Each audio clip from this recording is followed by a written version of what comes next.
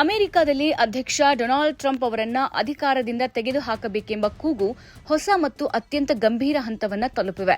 ಇರಾನ್ನಲ್ಲಿ ಅಪಘಾತಕ್ಕೀಡಾದ American pilot ಅನ್ನು ರಕ್ಷಿಸೋಕೆ ಅಧ್ಯಕ್ಷ ಟ್ರಂಪ್ ಅವರನ್ನ ಉದ್ದೇಶಪೂರ್ವಕವಾಗಿ ಹೆಚ್ಚಿನ ಅಪಾಯದ ರಕ್ಷಣಾ ಕಾರ್ಯಾಚರಣೆಯಿಂದ ಹೊರಗಿಡಲಾಗಿದೆ ಅಂತ ಸ್ಫೋಟಕ ವರದಿಯೊಂದು ಹೇಳ್ತಾ ಇದೆ.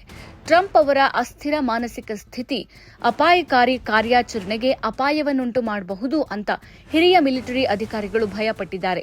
ಈ ವಿಚಾರ ಬಹಿರಂಗಗೊಂಡ ಬಳಿಕದಿಂದ 25ನೇ ತಿದ್ದುಪಡಿಯ ಮೂಲಕ ಅಧ್ಯಕ್ಷರನ್ನ ತೆಗೆದುಹಾಕಬೇಕೆಂಬ ಕೂಗುಗಳು ವಾಷಿಂಗ್ಟನ್ನಲ್ಲಿ ತೀವ್ರಗೊಂಡಿವೆ. ವಾಲ್ ಸ್ಟ್ರೀಟ್ ಜರ್ನಲ್ ವರದಿ ಪ್ರಕಾರ ಈ ತಿಂಗಳ ಆರಂಭದಲ್ಲಿ ಇರಾನ್ ಅಮೆರಿಕನ್ ಫೈಟರ್ ಜೆಟ್ ಅನ್ನು ಹೊಡೆದುರುಳಿಸಿದಾಗ ಟ್ರಂಪ್ ಕೋಪಗೊಂಡರು.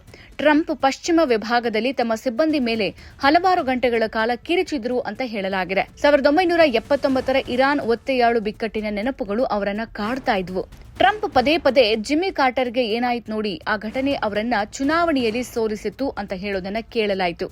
ಈ ಭಯ ಮತ್ತು ಕೋಪ ಮಿಲಿಟರಿ ನಾಯಕತ್ವವನ್ನ ರಕ್ಷಣಾ ಕಾರ್ಯಾಚರಣೆಯ ಕುರಿತಾದ ಬ್ರೀಫಿಂಗ್ಗಳಿಂದ ಹೊರಗಿಡೋಕೆ ಪ್ರೇರೇಪಿಸಿತು.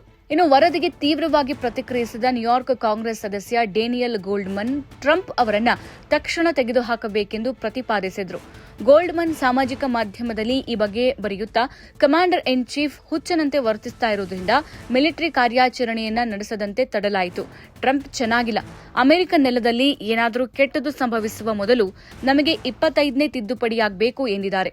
ಶಿಲಾಯುಗಕ್ಕೆ ನಮ್ಮನ್ನ ಕಳುಹಿಸುತ್ತಾರೆಂಬ ಭೀತಿ ಮತ್ತು ಪೋಪ್ ಜೊತೆಗಿನ ವಿವಾದ ನಾಗರಿಕತೆಯನ್ನ ನಾಶ ಮಾಡುವ ಬಗ್ಗೆ ಭೀತಿ ಉಂಟಾಗಿದೆ. ಟ್ರಂಪ್ ಟ್ರೂತ್ ಸೋಷಿಯಲ್ನಲ್ಲಿ ಇರಾನ್ ನಾಗರಿಕತೆಯನ್ನ ನಾಶ ಮಾಡಿ ಶಿಲಾಯುಗಕ್ಕೆ ಕಳುಹಿಸಲಾಗುವ ಪ್ರತಿಜ್ಞೆ ಮಾಡಿದ್ರು. ಕ್ಯಾಥಲಿಕ್ ಕ್ರಿಶ್ಚಿಯನ್ನರ ಸರ್ವೋಚ್ಚ ಧಾರ್ಮಿಕ ನಾಯಕ ಪೋಪ್ ಲಿಯೋ 14 ಇವರ ಜೊತೆ ನಡೆಯುತ್ತಿರುವಂತಹ ಸಾರ್ವಜನಿಕ ವಿವಾದವು ಅಮೆರಿಕನ್ ಶಾಸಕರು ಮತ್ತು ಸಾರ್ವಜನಿಕರನ್ನ ಕೆರಳಿಸಿದೆ. ಇದು ಅಧ್ಯಕ್ಷರಿಗೆ ಅಸಮರ್ಥ ಅಂತ ಘೋಷಿಸಲು ಮತ್ತು ಅಧಿಕಾರದಿಂದ ತೆಗೆದುಹಾಕುವ ಅಧಿಕಾರವನ್ನು ನೀಡುವ ಯುಎಸ್ ಸಂವಿಧಾನದ ಕಾನೂನು. ಟ್ರಂಪ್ ವಿರೋಧಿಸಿದ್ರೆ ವಿಷಯವು ಕಾಂಗ್ರೆಸ್ಗೆ ಹೋಗುತ್ತೆ. ಅಲ್ಲಿ ಅವರನ್ನ ತೆಗೆದುಹಾಕಲು 3/2 ಬಹುಮತ ಅಗತ್ಯವಿರುತ್ತೆ.